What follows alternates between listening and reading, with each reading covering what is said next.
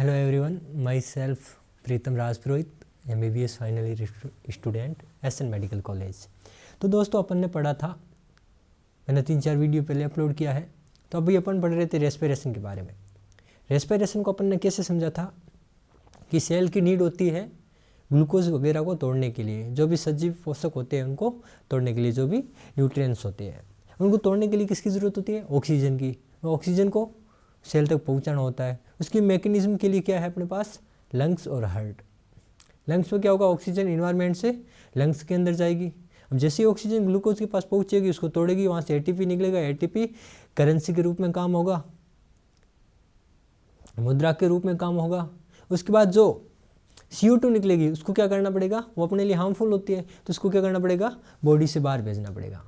तो यही गैसों का एक्सचेंज थ्रू लंग्स क्या कहलाता है? ब्रीदिंग या respiration. Cellular respiration cellular level पे होता है, उसको अपन पढ़ेंगे प्लांट फिजियो में, जिसमें ग्लाइकोलाइसिस, क्रेब्स साइकिल्स, ETS, वो लिंक रिएक्शन वगैरह, तो उसमें अपन पढ़ेंगे अच्छे से। उसमें सारा ATP कैसे बनता है, ATP कहाँ कहाँ यूज़ होता है, कहाँ कहाँ टूटता है, ब्रेकडाउन कहाँ कहाँ होता है ATP का, वो सारा पढ़ेंगे। तो अपन ने लास्ट वीडियो में पढ़ा था रेस्पिरेशन के बारे में। अच्छे उसमें पॉइंट क्लियर किए थे। रेस्पिरेटरी ट्रैक्ट देखा था, उसमें क्या क्या आता है? ट्रेकिया आता है, इनकम्प्लीट रिंग आती है, कार्टिलेजिनस रिंग वगैरह आती है, वो सारा अपन ने देख लिया था। आज अपन पढ़ेंगे उससे आगे। उसके आगे आता है लंग्स, कि जो मैकेनिज्म ये कंप्लीट करता है उसमें किसका रोल होता है? लंग्स का रोल होता है। गैस से आदान प्रदान होता है, गैसों का, एयर का एक्सचेंज होता है, किसके थ्रू होता है? लंग्स के थ्रू होता है। तो ह्यूमन में 2 लंग्स होते हैं। ह्यूमन में कितने लंग्स होते हैं? 2। एक राइट साइड होता है और एक होता है लेफ्ट साइड। अगर लंग्स की बात करें तो 2 होते हैं। राइट साइड में जो होता है उसमें 3 लोब होते हैं लंग्स के। जो आप फर्स्ट ईयर का डाइसेक्शन करोगे, लंग्स को पढ़ोगे अच्छे से, तब पता चलेगा उसके 3 लोब। फर्स्ट ईयर में डाइसेक्शन करवाया जाता है एनाटॉमी में तब। और लेफ्ट वाले में 2 लोब होते हैं। टोटल 5 लोब होते हैं। भूल जाओ, नहीं पूछेंगे। NTA ये क्वेश्चन में भी बहुत कम चांसेस है ये पूछने के, इसलिए अगर याद रह रहा है तो बढ़िया बात है, नहीं याद रह रहा है तो कोई हेडेक की ज़रूरत नहीं है। क्योंकि अपन को जो टॉपिक पढ़ते हैं, जैसे रेस्पिरेशन है, उसमें सबसे पहला जो टॉपिक कवर करके जाना वो है सिग्मोइड ग्राफ। दूसरा गैसों का जो ट्रांसपोर्ट होता है एयर का, ऑक्सीजन और कार्बन डाइऑक्साइड का। तीसरा है डिजीज़, इनसे रिलेटेड, इस सिस्टम से रिलेटेड जो डिजीज़ है, अस्थमा वगैरह, ब्रोंकाइटिस वगैरह, वो सिलिकोसिस वगैरह। तो ये जो इम्पोर्टेंट टॉपिक है जहाँ से हर साल क्वेश्चन आता है, सबसे पहले अपन को वो करने पड़ेंगे। जो ब्रह्मास्त्र है, सारे क्वेश्चन जो ब्रह्मास्त्र है उनको अपन को करना पड़ेगा कि यहाँ से क्वेश्चन हर बार बनता है तो इस बार भी बनेगा। सबसे पहले उनको कवर किया जाता है, उनके ऊपर अच्छे से ध्यान दिया जाता है। NCERT पूरी पढ़नी है, NCERT पूरी पढ़ेंगे, पर सबसे ज़्यादा उनको करोगे। अपन को क्या करना? जो सबसे ज़्यादा क्वेश्चन देता है हर साल, अगर वो चीज़ें हो रही है क्लियर, तो ये भी उनके साथ क्लियर हो जाएगा। मैं वही NCERT फॉलो करूँगा, जो NCERT में है वही चीज़ पढ़ाऊँगा। उसके बाद भी कुछ चीज़ें बिल्कुल भी नहीं पढ़ाऊँगा। हाँ, ऐसे लगा कि यहाँ से क्वेश्चन आया है तो मैं ज़रूर बताऊँगा, क्योंकि अपन ऐसे एक्सपेक्ट करके नहीं चल सकते ना, अगर NCERT से बाहर आ गया तो। अगर ये एक्सपेक्ट कर रहे हैं अपन, ये सोच कर चल रहे हैं, तो ये भी सोचना NCERT से ही आता है, NCERT ही फॉलो करता है NTA। मैं हर वीडियो में NCERT बोलता रहूँगा। अपन को सिर्फ NCERT फॉलो करनी है। क्या करनी है? NCERT। तो वो बातें होती रहती है हर बार। अपन को क्या करना है? अभी ह्यूमन लंग्स के बारे में पढ़ना है। तो कितने हैं? 2। राइट साइड होता है, लेफ्ट साइड होता है। लेफ्ट साइड होता है उस लंग्स में थोड़ा सा कार्डियक, जहाँ पे हार्ट आता है वहाँ पे डिफेक्ट होता है, पूरे लंग्स नहीं रहता।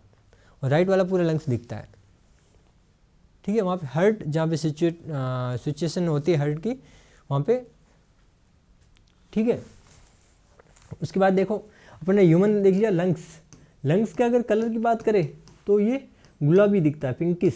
कैसा दिखता है? पिंकिश, पिंक कलर का। और उसके अलावा ये सॉलिड होता है, ये याद रखना कैसा होता है, ये सॉलिड होता है।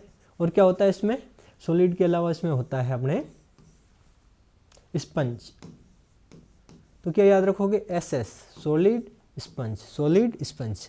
अगर हिंदी वालों को देखो, सॉलिड का मतलब होता है ठोस, स्पंज का मतलब होता है स्पंज। तो क्या याद रखना अपन को, सॉलिड होता है और क्या होता है, स्पंज होता है। और कलर कैसा होता है इसका, पिंक कलर होता है। ये आप जब डाइसेक्शन करोगे तो पता चल जाएगा कि पिंक कलर का होता है। मैंने भी खूब सारी किए डाइसेक्शन, मतलब फर्स्ट ईयर में जो पूरे साल यही चला था हमारा डाइसेक्शन, एनाटॉमी में अलग से कैटेगरी दिया जाता है तो उसके ऊपर करते हैं। तो उसमें सारा आप किडनी देखोगे, लीवर वगैरह हर चीज़ देखोगे तो उसमें लंग्स भी आते हैं, क्योंकि ह्यूमन बॉडी में होते हैं तो वो आएंगे ही। तो उसमें आपको पता चल जाएगा कि ये ठीक है। और दूसरी बात करें लंग्स, इसमें कोई पेशियाँ नहीं होती, कोई मसल्स नहीं होती। लंग्स में कोई भी मसल नहीं होती, कोई भी मसल्स नहीं है। इसका मतलब क्या है, ये अपने आप कॉन्ट्रैक्ट और रिलैक्स नहीं हो सकता, कि मसल्स है नहीं तो इसे अपने आप ये कॉन्ट्रैक्ट और रिलैक्स नहीं हो सकता। ठीक है। अब जो लंग्स है वो घिरा रहता है प्लूरल से, जिसे प्लूरा कहते हैं। क्या कहते हैं, प्लूरा कहते हैं। झिल्लियाँ होती है, मेम्ब्रेन होती है, दो होती है। उसको आगे जब लंग्स को अच्छे से डायग्राम बनाएंगे, जब जो डायग्राम बनाया उसमें अपन समझेंगे कि प्लूरा क्या होती है। ठीक है। तो अभी समझ में आ गया कितने लंग्स होते हैं, दो लंग्स होते हैं। राइट साइड वाला होता है, लेफ्ट साइड वाला होता है, ये पढ़ा दिया मैंने। उसमें एक में 3 लोब होते हैं, एक में 2 होते हैं। 3 लोब राइट वाले में, लेफ्ट में 2। तो आप इसको याद कर सकते हो R3L2 से। ठीक है। एसएस होता है क्या, सॉलिड और स्पंज होता है और पिंक कलर का होता है। और इसमें कोई भी मसल्स नहीं पाई जाती। एनसीईआरटी की लाइन से, ऐसे एनसीईआरटी में ये नहीं दे रखा है, पर अपन को याद भी नहीं करना है। याद रह जाती तो अच्छी बात है, नहीं तो सब भूल जाओ। सब कहने का मतलब है आउट ऑफ एनसीईआरटी भूल जाओ। ऐसा नहीं है कि सारा जो पढ़ा रहा हूँ वही भूल रहे हो, या सारा जो तुमने एनसीईआरटी पढ़ी है वो भूल रहे हो। ठीक है। अब आगे देखो, ये लंग्स है, ये क्या है, ट्रेकिया। ये क्या है, ट्रेकिया। अब बच्चों मैंने बताया था ट्रेकिया डिवाइड होती है कौन से लेवल पे, T5 पर। कौन से पे होती है, T5 पर। एक राइट साइड और एक लेफ्ट साइड। ठीक है। अब ये देखो, ये जो आपको रिंग दिख रही है, ये जो रिंग दिख रही है वो क्या है, कार्टिलेजिनियस। कैसी है, कार्टिलेजिनियस। और इनकम्प्लीट है। कैसी है, इनकम्प्लीट है। और कैसी दिखती है, सी शेप की। किसी, सी शेप की। कहाँ से ये इनकम्प्लीट होती है, डोर्सल साइड से। कहाँ से, डोर्सल से। ये क्या है अपना, वेंट्रल। ये क्या है, डोर्सल। ठीक है। अब ठीक है, डिवाइड हुई। अब जो ये लंग्स है, देखो मैंने पिंक से पूरा तो लंग्स को नहीं बनाया है, पर इसकी जो बाउंड्रीज बनाई है वो किससे बनाई है, पिंक कलर से। तो ये क्या है, लंग्स। ये क्या अपना लंग्स। तो मैं इसको यहाँ पे लिख दूँ, ये है लंग्स। ये क्या है, लंग्स है। ये क्या है, लंग्स है। ठीक है। अब देखो यहाँ से मैंने एरो लगा रखी है। क्या है, एरो लगा रखी है। ये जो वाइट वाइट कलर का दिख रहा है ये क्या है, ये रिब्स है। ये क्या है, रिब्स है। ऐसे क्यों दिख रही है, क्योंकि अपन ने सीधा कट सेक्शन लिया है। ठीक है। तो ये क्या है, रिब्स। ये क्या है, इंटरकोस्टल मसल। इंटरकोस्टल मसल है। ये क्या है, इंटरकोस्टल मसल्स है। दो रिब्स को जोड़ने वाली, दो रिब्स को जोड़ने वाली, उनके बीच में होती क्या होते हैं, इंटरकोस्टल मसल्स होती है। ठीक है।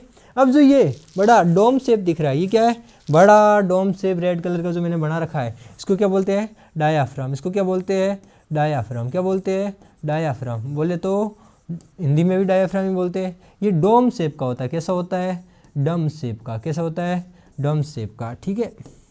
हिंदी वालों गुबंदाकार। कैसा होता है, गुबंदाकार। कैसा होता है, गुबंदाकार। ठीक है। अब देखो ये क्या है, रिब्स। ये क्या है, इंटरकोस्टल मसल्स। अब ये मैंने जो बना रखी है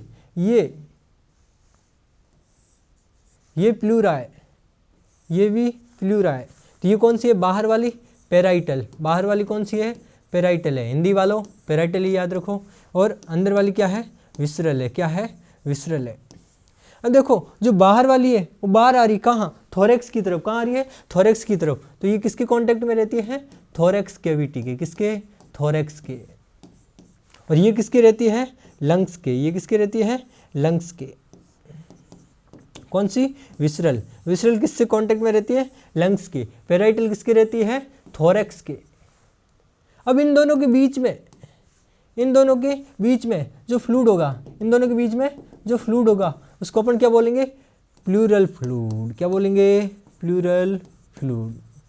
तो पहली बात बताओ, प्लूरा कितनी, दो, बाहर वाली पेराइटल, अंदर वाली विसरल, थोरेक्स के कांटेक्ट में बाहर वाली कौन सी, पेराइटल, और लंग्स के विसरल। देखो जैसे ये लंग्स है और मेरे दो झिल्लियाँ हैं, मेम्ब्रेन्स है, कौन सी है, ये है प्लूरा, दो, अंदर वाली विसरल, बाहर वाली पेराइटल। देखो पेराइटल है, अब लंग्स है, और इससे आगे जो ये तीसरा है, तीसरी उंगली है, ये मेरी वाली है थोरेक्स। जो अब देखो बीच वाली ये किसके कांटेक्ट में है, थोरेक्स के, किसके, थोरेक्स के, और अंदर वाली किसकी है, विसरल, जो लंग्स की है। तो अंदर जो विसरल है वो किसके कांटेक्ट में है, लंग्स के, जो पेराइटल है वो किसके कांटेक्ट में है, थोरेक्स के, ठीक है।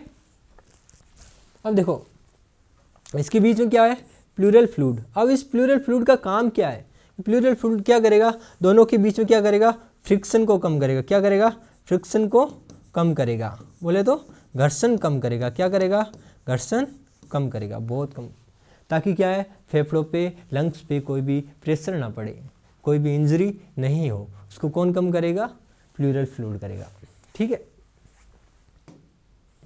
अब बाहर वाली है जो अभी इधर मैंने लिख दिया, ये होती है पेराइटल, अंदर वाली विसरल, ये है इंटरकोस्टल मसल्स, मैंने इधर बता दिया है। ये लंग्स की एनाटॉमी है कि लंग्स ऐसे पाया जाता है अपने शरीर में, बाहर क्या पाया जाता है, अंदर क्या पाया जाता है, लंग्स की टाइप है, वो है ट्रेकिया वगैरह, वो है। तो इसमें क्या याद रखना है, डायफ्राम, डायफ्राम खुद एक मसल है, मस्कुलर होता है, ये कैसा होता है, मस्कुलर होता है, कैसा होता है, मस्कुलर, हिंदी वालों कैसा होता है, ये पेशीय होता है, ये कैसा होता है, पेशीय। डायफ्राम कैसा होता है, डोम शेप का होता है, कैसा होता है, डम शेप का होता है, या गुमंदाकार होता है, कैसा होता है, गुमंदाकार होता है, और ये चपटा होता है, क्या होता है, चपटा, चपटा दिख रहा है, देखो ये एकदम चपेट, ये कैसा है, चपटा होता है, कैसा होता है, चपटा, ठीक है। ये अपना हो गया लंग्स। अब लंग्स के अंदर क्या किया था, ट्रेकिया, T5 से आगे जाके इसने क्या बनाया था, primary bronchus, secondary bronchus, tertiary bronchus, बाद टोटल पल्मोनरी ब्रोंकल्स, फिर टर्मिनल ब्रोंकल्स, उसके ब्रोंक्यूल्स, फिर क्या आया था, एल्वियर डक्ट आई थी। तो वहाँ से पूछते पूछते अपन कहाँ तक जाएंगे, एल्वियोलर डक्ट से एल्वियोलाई तक, कुप्पिका तक जाएंगे, कहाँ तक जाएंगे, कुप्पिका तक। देखो कुप्पिका अपन बचपन से सुनते आ रहे हैं, क्या, सेल और कुप्पिका, कोशिका और कुप्पिका दोनों सुनते आ रहे हैं। शरीर की संरचनात्मक व क्रियात्मक इकाई क्या होती है, सेल होती है, और लंग्स की संरचनात्मक व क्रियात्मक इकाई, फंक्शनल एंड स्ट्रक्चरल यूनिट कौन होती है, वो होती है एल्वियोलाई, किसकी होती है, लंग्स की होती है। मतलब लंग्स की कौन ज़्यादा, लंग्स में ज़्यादा संख्या में पाया जाता है एल्वियोलाई, और उसकी क्या है, स्ट्रक्चरल है और फंक्शनल यूनिट है, और शरीर की क्या है, सेल है। ये अपन बचपन से 6, 7, 8, 9 तक क्लास तक पढ़ लेते हैं, उसके बाद हाई लेवल का पढ़ना स्टार्ट कर देते हैं, थोड़ा स्टैंडर्ड बढ़ जाता है अपना, ठीक है। ये हो गया अपना